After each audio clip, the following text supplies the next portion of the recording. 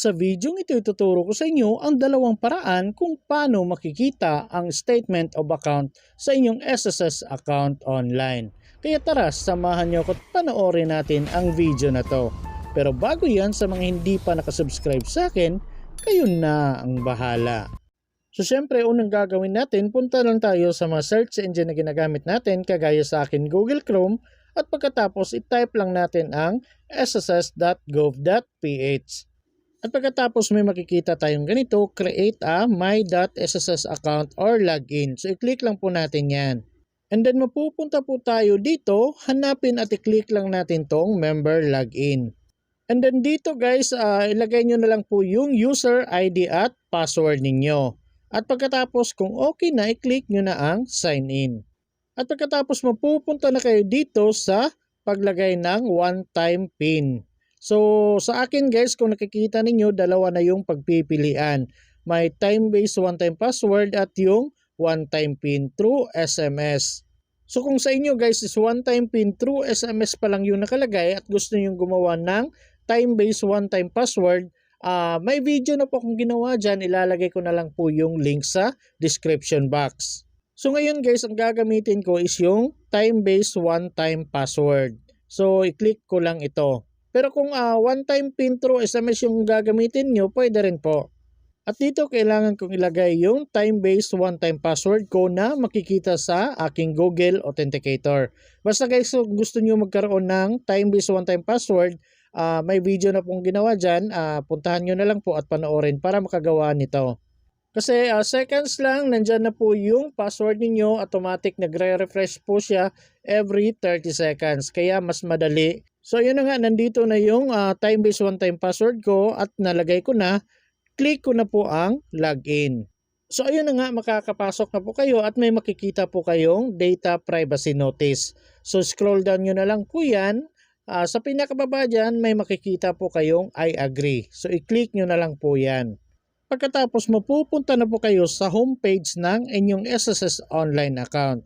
So may dalawang paraan ako sa inyo ipapakita guys kung paano makita yung statement of account ninyo. So una, kung nandito na kayo sa homepage ng inyong SSS online account, pwede nyo pong i-click itong tatlong linya dito sa taas. Ito po, itong may square. And then makikita nyo po yung menu. So may dashboard, may member information, services, loans, benefits, payments reference number. So i-click lang natin itong loans. At pagkatapos may makikita po kayong ganito, salary loan, calamity loan, pension, loan, penalty condonation. Kung ano po yung statement of account na gusto nyong kunin dyan, yun po yung i-click ninyo. So for example, salary loan, so ito po yung i-click natin. So kung pagka-click ninyo guys at ganito yung lumabas, pwede nyo pong i-refresh or ulitin nyo yung buong process. So dito guys, dito sa application may makikita kayong loan application will be rejected due to following reasons. Kasi may loan pa ako na hindi pa tapos bayaran guys, kaya ganito yung lumabas. At dito sa inquiry guys, dito sa right side, may nakikita kayong fully paid, tapos fully paid, tapos yung isang loan ko is active pa. So ibig sabihin yan hindi pa tapos bayaran. So yun yung i-click natin para makita yung statement of account natin. So i-click nyo na lang po ito. At pagkatapos may makikita kayong ganito, so pwede nyo i-click itong past due. So dito makikita nyo po yung principal, yung interest, at kung may penalty na kayo, makikita nyo rin po dito. At kung gusto nyo i-check yung current due ninyo, pwede nyo pong i-click ito. So ayun na nga, makikita nyo pa rin dito yung current due ninyo, yung principal, interest, at penalty. So yung past due, current due, at kung gusto nyo rin makita yung amount not yet due, i-click nyo na lang po ito. So itong nasa baba guys, itong may kulay blue na may square, ito yung hindi pa due na amount, yung principal at yung interest. So yung total na amount obligation nyo kasama na yung past due, current due at yung amount not yet due is nandito sa baba. Makikita nyo po kung magkano yung total na amount. So ito na po yung statement of account ninyo at makikita nyo kung magkano yung dapat ninyong bayaran. So may isang paraan pa akong ipapakita sa inyo kung paano makikita yung statement of account ninyo. So balik tayo dito sa homepage ng inyong SSS online account. So dito katabi ng pay contribution makikita nyo po yung pay loans. So i-click lang natin tong generating a PRN, itong may square na kulay blue. So kung wala pa kayong active loans guys or kung nag-loan na kayo pero hindi pa approve ni SSS, ganito po yung lalabas. Wala po talaga kayong makikita. No results found.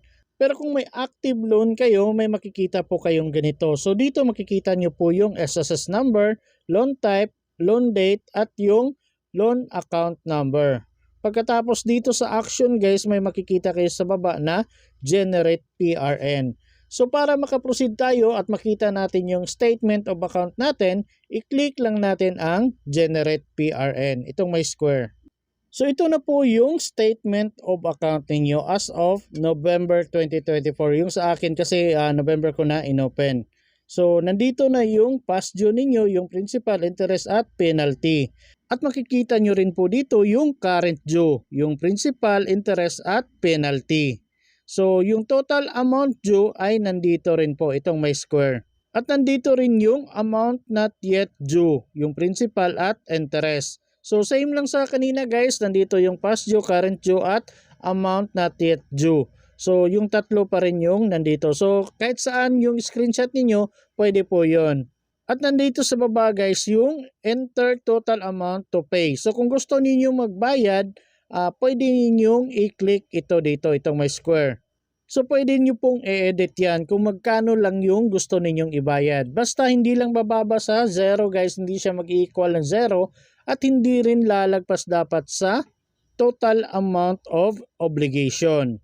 So basta in between 0 at total amount of obligation. So yun na po yun guys, ito na po yung statement of account ninyo at nandito na yung total amount of obligation ninyo at kung magkano yung gusto ninyong ibayad. At sa mga gustong magbayad dyan, kung paano mag-generate ng PRN, hindi ko na po ituturo dito para hindi na masyadong mahaba yung video na to. At panoorin nyo na lang po, ilalagay ko na lang po yung link kung paano mag-generate ng PRN para sa SSS salary loan. So ito po yung dalawang paraan para makita nyo po yung statement of account ninyo. Yung unang pinakita ko sa inyo at itong pangalawa. At sa mga gustong magbayad dyan gamit ang inyong GCash account, may video na rin po akong ginawa. Ilalagay ko na lang po yung link sa description box.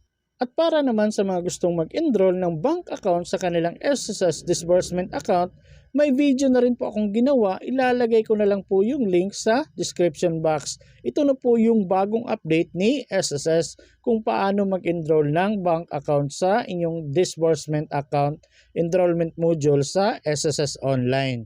At para naman sa mga hindi pa alam kung paano gamitin yung bagong website ni SSS, may video na rin po akong ginawa kung paano gamitin ito.